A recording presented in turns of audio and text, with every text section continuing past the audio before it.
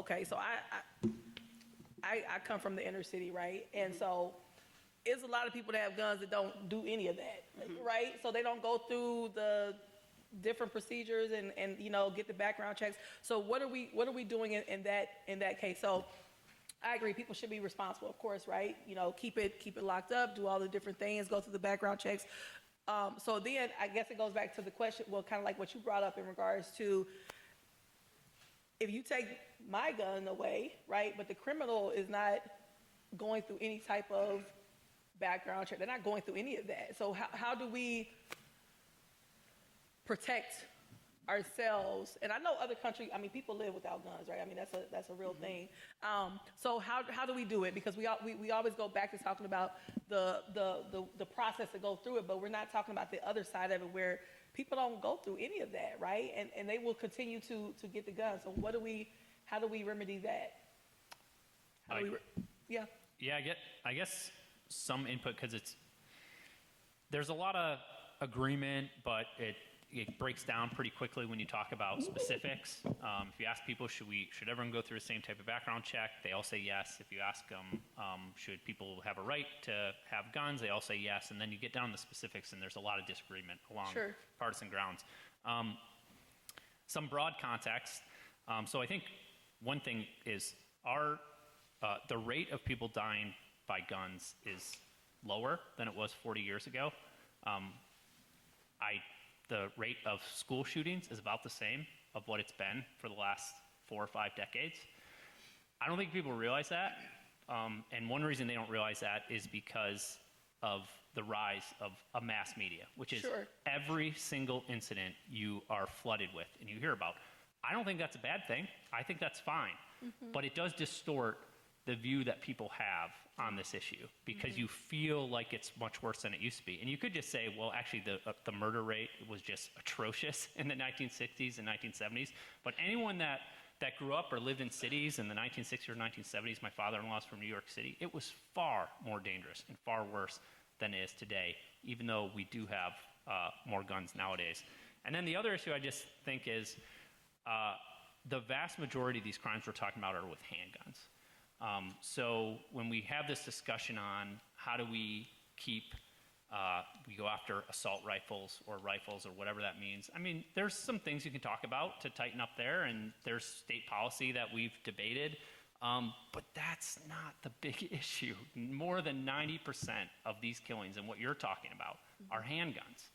And so if you are actually talking about, well, let's deal with this big problem, and I really care about kids not getting guns and accidentally shooting themselves or people that didn't have guns, you're really talking about getting rid of handguns. But that's very rarely what any of the political discussion is about. Why are they after the assault rifles then? I own an assault rifle.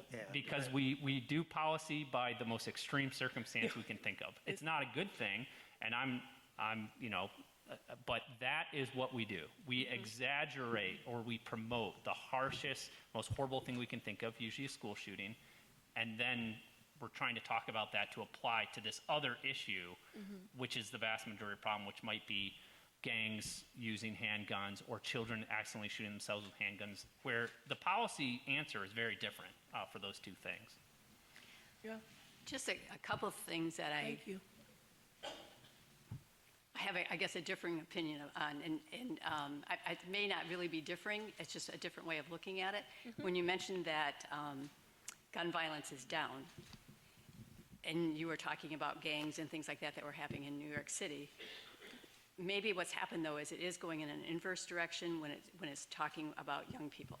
So if we look at suicide rates being caused by guns, that is increasing amongst young people. That is increasing amongst veterans. When we look at unintentional shootings where a young person's getting a hold of a gun, a 2-year-old, and the gun goes off and the child is killed, those are going up.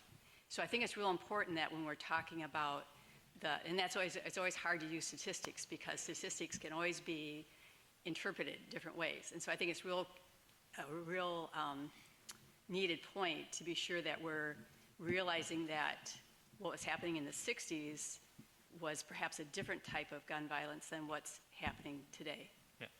Well, I agree. I'm just saying, but your answer to cut down on suicides is just a totally different conversation than the political conversation we tend to have, or at least what most politicians, I think, campaigning, because changing federal background checks has nothing to do with that. I mean, Secure like storage. almost literally nothing. So But secure storage does. sure, yeah, right.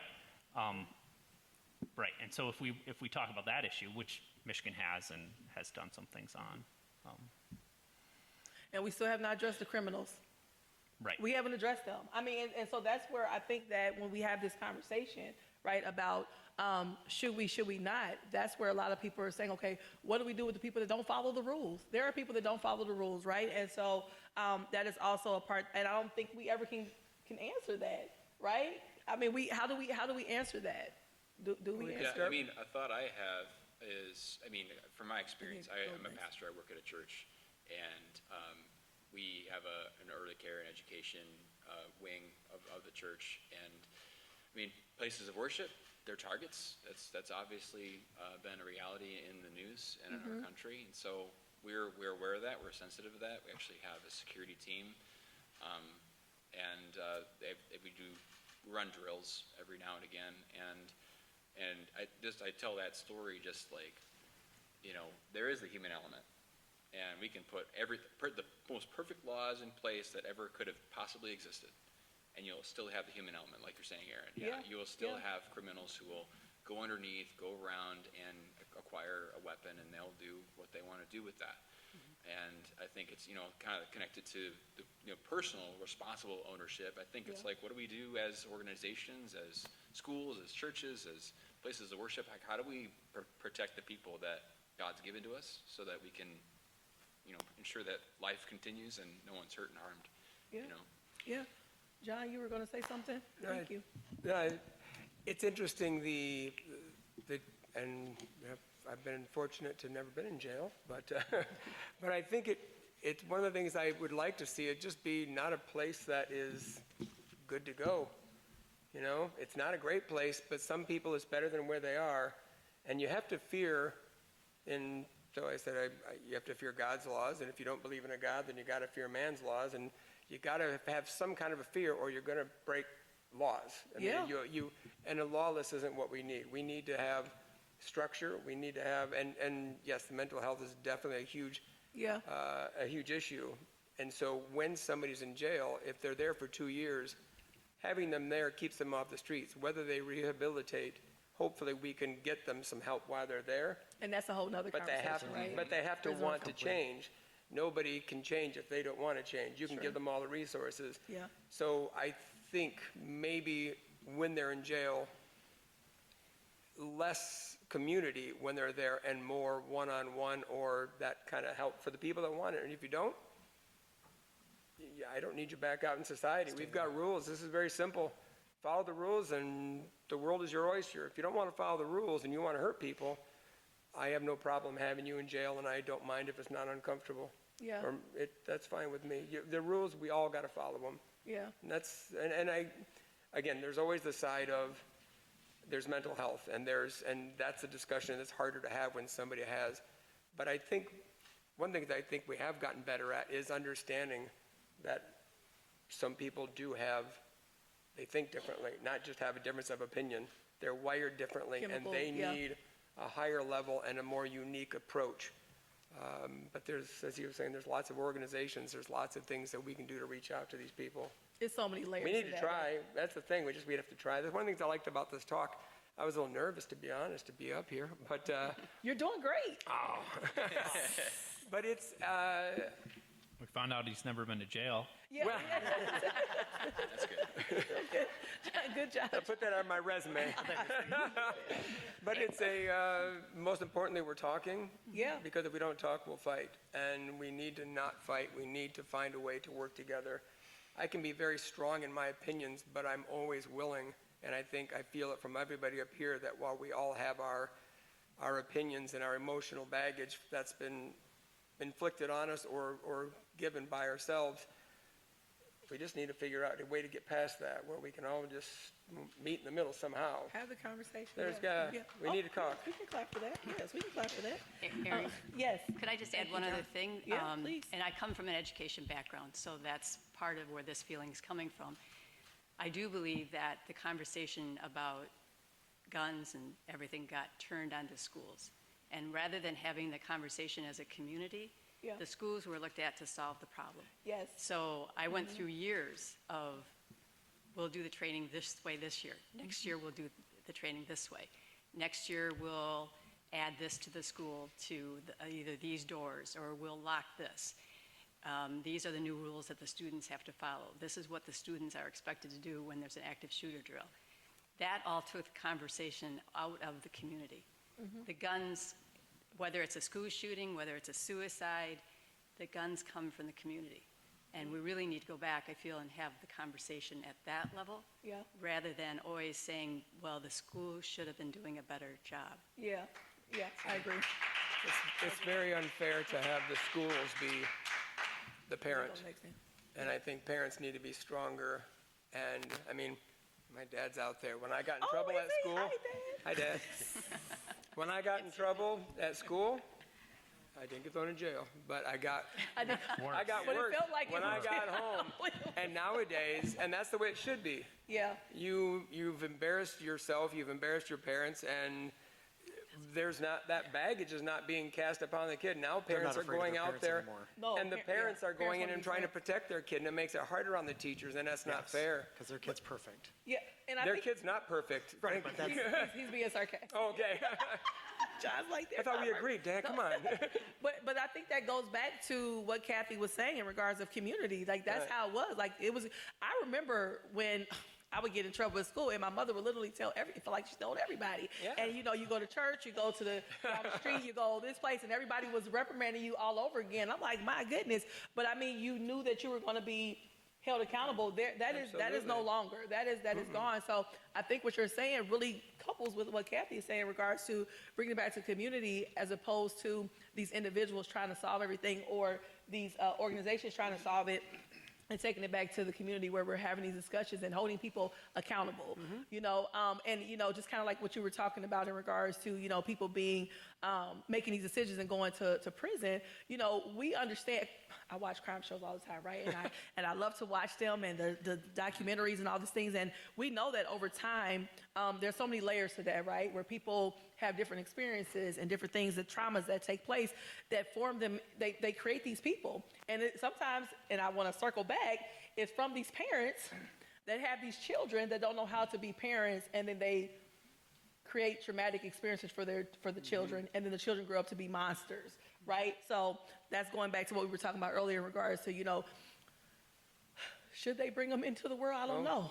I don't know, right? Because I watch children that suffer through so much stuff, and it's a whole nother conversation. So I want to move into immigration.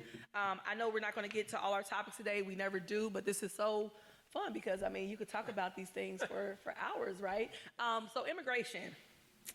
What are your general thoughts on the immigration policies right now in the country? And I know this is really a tough one, right? Because people it seems like, have like these either or with immigration right now, right? When I talk to people, It's not tough. Just come through the front door. Okay, go, keep going. I want to hear you. Coming through the front. We are the best melting pot in the world. The United States. If we weren't such a great country, why are people trying to get here? We are a great country. We still are.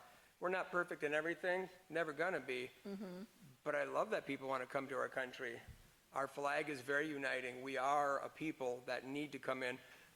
And I will never tell nobody no. You want to come to my country, our country? Absolutely. Please come to we need to make the process maybe more available, more knowledge. Here's how to do it. It may be a little mysterious. You can't say, go to the website, www. Which happens. Yeah. But we do need to make it a little easier to understand how to come and where's the front door. But if you want to be on this great land, just that's all I ask. I don't think that's too much to ask. Now, if there are people who are running from something and they're we can find ways to, but let's start with the principle, that front door. And then if we need for extreme moments where somebody is running from something, okay, we'll work with that. But let's start with the principle that there's the door. I'm all for immigration as well, if it's done Thank you. legally. Yeah. And I look at how many people have come in over the last 4 years illegally, and if they're going to break that law, how many other laws are they willing to Exactly. break in our country. It's scary because a lot of people are coming in unvetted and we don't know their backgrounds and different things, and then they just kind of disappear. There's a lot of doom and gloom about this on the news. We see it every day where people from other countries are doing bad things, and it's really publicized. It's really, I think that's, you know what I mean? It's really shown on the news, everything that is bad that's going on. Yeah. 'Cause that's how you get viewers. I mean, we all know that. But yeah, as long as it's done legally, I think we need more people. There's plenty of room for people as long as they come in and do it through the proper channels. Yeah, thank you. Anybody else have? I think it's almost embarrassing that our nation has not passed reform in decades. And unfortunately, I think specific political rhetoric has just poisoned the whole conversation.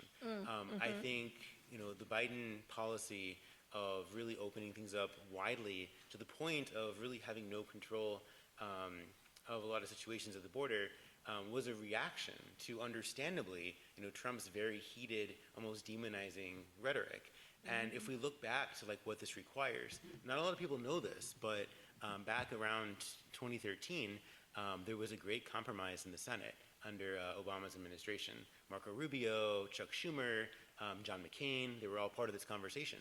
And what they realized was, in order for something to happen, you need border security and real pathways to citizenship for those who have been undocumented and have been here.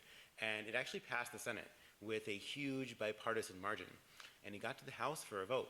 And John Boehner, who was Speaker of the House, didn't even let it on the floor because it would probably pass. And what was he afraid of, right? What was he afraid of? And a lot of that came on that pathway of the pathway to citizenship side of the argument. I think there might have been a lot of fear that these people might vote a certain way. And I think now if we actually look at the Latino vote in America, for example, it's not what we would have expected many years ago. It's actually quite split between our political parties. It is, So that idea that a certain demographic is going to lend a persistent advantage to your opponent is just really fear and maybe not doing the right thing. I think the Cuban side of your family is kind of laughing about that point, yeah. Yes.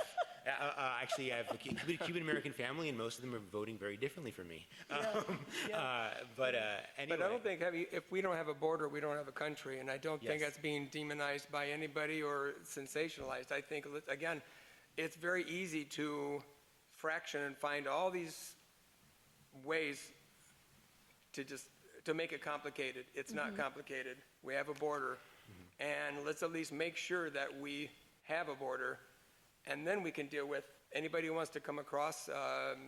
Again, I don't think I think we make it difficult because there's a lot of horrible stories, and I know that. I'm not trying to be hardcore about it, but I think it's a very simple.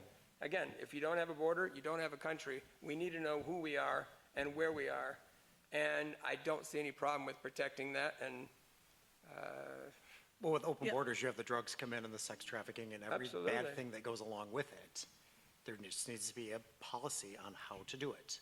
Yeah. And that's probably the most important part of it, is exactly what you said. It's been broken for a long time, and we simply haven't been willing to sit down to the table and look at what is broken about it and how do we fix it.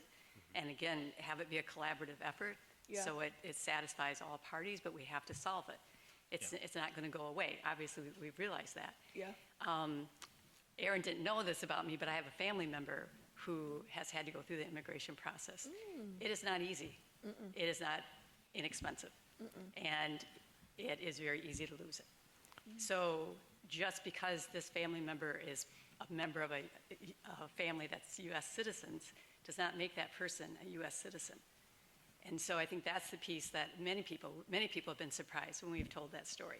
They think that it automatically becomes, if you marry into the family, you automatically have access to this country. And that's simply not true. So there's just so many levels. You know, there's so many levels in terms of people who come from other countries to work at our corporations here. You know, they come here under one set of rules. Somebody who marries comes in under another set of rules. And somebody... Education, yeah. Right. Yeah. So it's a very complicated process, and again, one that just hasn't been looked at for so long to say, how do we make it better? And so that people do know, when you say, come to our country through the front door, I need to know that I actually have a way to get through that front door. Sure. Yeah, And that- that's the part Yeah. we're not offering. That was Yeah, thank you. I think I'm probably out there a little bit on this issue. So, again, this is historical context, and I'll push back a little bit to my conservative friend. I'm generally conservative. You know, we had essentially no laws about immigration for 150 years. If you got to the United States, you were a citizen of the United States. You could come here. Are you talking about the Oklahoma Sooners? Is that kind Yeah, something far like back. that. You know, really until the 1920s. That was the first time we had, you know, we had restrictions on different ethnic groups for different time periods that would last for 10 years, famously, to try to keep Chinese out in the late 1800s. But they would go away. And then, but in terms of, you know, in the early 1900s, you'd have 30% of the country were people that were born in other countries. And we had a country. My family's Eastern European. We're Polish on my mom's side. We're Croatian on my dad's side. We got in this period, in between the two world wars. And so I have enormous sympathy for people trying to get to the United States, which I think sounds like everybody does. And I think we miss from this sometimes of, like, if I grew up in a country that was not that great, and I lived next to a country that I perceived as really great, I would try to come here too. And in fact, you know, it's really hard for me to say I wouldn't break the law to do it if I thought that was better for my family. So I have really immense sympathy. I agree, I think, with most of what we're saying, but we're a massive country with a massive border, and I also think it's probably, if people want to get in this country, they're going to continue to get into this country.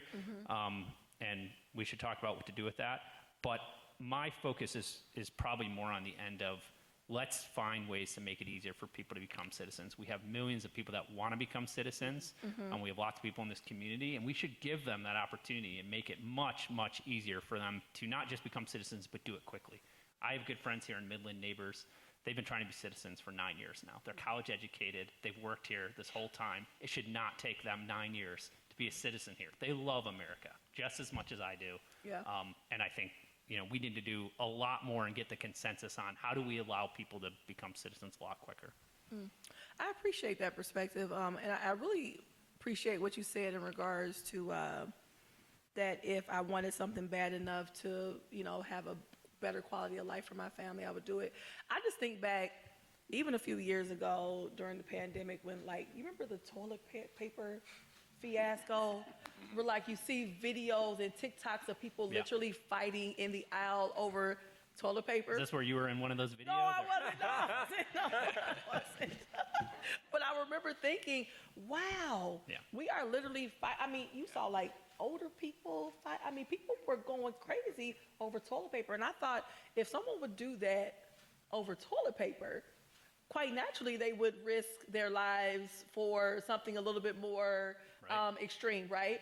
And so I just thought about that when you said that, because I remember that thinking, wow, people are fighting over toilet paper.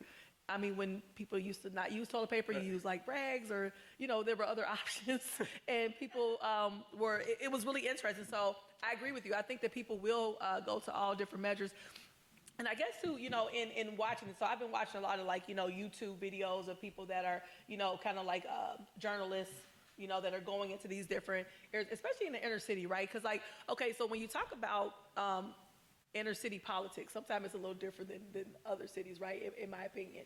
And you have a lot of people who kind of assume that Black and brown people are typically, like, Democrats, right, that vote Democrat, right? That's kind of like a thing that people kind of assume. And so, and I'm going somewhere with this. And so, you know, you look at the news and these different documentaries that are coming out of, like, New York, Chicago, right, where they have an influx of immigrants coming into their communities, right? And some of these people advocated for, you know, bring people in. Come on, we want them to have a better life. And now they are kind of seeing, I mean, you see the people talking about in their town hall meetings where it's like, okay, now we have too many, because they're bringing people in but not doing anything with them, right? It's like they're not giving them the next step. They're like, okay, yeah, come on over, we'll ship you in, But then what? So you have people like, on the street sleeping, they've opened up hotels to people that are kind of living there. I mean, this is a real thing. And sometimes people will say, oh, no, that's not really happening. It is happening, right? And so what do we do on that side of it? I agree. I think people should have better opportunities. I think we all should advocate for people to have better opportunities. But again, this is that same question of what do we do after? Like, we bring people over, and then what? It's even harder if they have a language barrier. Then it becomes even more complicated. Just that adds another layer of giving them direction. Yeah. So how do we? Does anybody have any answers? How do we solve that? What do we do if we want people to come? They're competing over resources. They're competing over spots. It's going to be really difficult. Yeah. Some of these things, I mean, there are some things that will make this better. There's nothing that will solve that. That is going to continue to happen. And why do we know that? Because it's happened for 150 years. That's why you developed ethnic neighborhoods in a lot of cities, because you had this split between different groups that were competing over jobs and that came into the country and into different cities at different time periods, and that lasted a long time. So, for me, there's some things that the government can do better. You do have major language barriers. I think the problem with the immigration system right now, where you're like, okay, we're trying to deal with the border, and we're trying to deal with a migrant issue, and we have this immigration system, and you have people that are encouraged, because it's so difficult, to go through an illegal route, so they're going to concentrate in some areas. Yeah. Whereas if you made the system easier and you freed up the process, they'd be more willing to probably spread out, and you wouldn't have it very hyper-concentrated into one area. But it is probably a problem that's going to happen to some extent, because it always has. But overall, it's still a very net, that we want people coming to the country, and we just deal with that problem rather than causing more problems by trying to shut it off altogether. Yeah. Okay, we're going to go quickly. I want to do one more question, and we'll start with our audience participation. So if you all have any questions or comments about what we talked about today, please feel free. So I want to get to this one. So freedom of speech, right? That is a big thing right now, right? Like, what should we say? What shouldn't we say? Are we allowed to say it? If we say it, will we get canceled? Will we, all these things, right? And I always remind people, like, we're live here, so if you, make sure you say what you say, because you can't take it back. And so, but what does free speech mean to you, right? What does free speech mean to you? Oh, that's a very broad, big question. I like broad, big questions. So what does free speech mean to you? What does that look like? It's the first thing we put in. The second thing was guns. You can say what you want, but you may want to have a gun. No, freedom of speech, it is. There's very little, I don't know if it's the way I was raised, but I'm hard-pressed to ever think of a time that I personally have been offended, so words don't hurt me. And I feel great, thanks Dad, Mom, for giving me that. And I get that, that's how I was raised. So, but I do think core, we need to not be afraid to hear words. And again, that's kind of why we're here today. Sure. We need to hear things that may make us uncomfortable, that may think counter, that may hopefully make us question our own beliefs. Sure. Freedom of speech is important. I think short of yelling fire in a theater, we need to say everything that needs to be said, as long as you're not intentionally, maliciously trying to characterize somebody or intentionally hurt their feelings. I mean, we're not trying to be mean, but yeah. It's a very, very important. I don't want the media, I don't want social media, I don't want anybody to take somebody's words away from them. The problem is, we all have an opinion, and, everybody thinks they're right. We do. Yeah, opinions aren't always fact. Yeah, not always. Where do you go with it? I mean, Yeah. I'm sitting up here listening to all of you talk, and you're very all well educated, and I'm learning a lot about each of you and what you're saying. But it's scary sometimes to voice your opinions on people, because you never know the response you're going to get. So sometimes I like to just sit back and listen, and I already know what I know. I like to hear what other people have to say and what they want to share.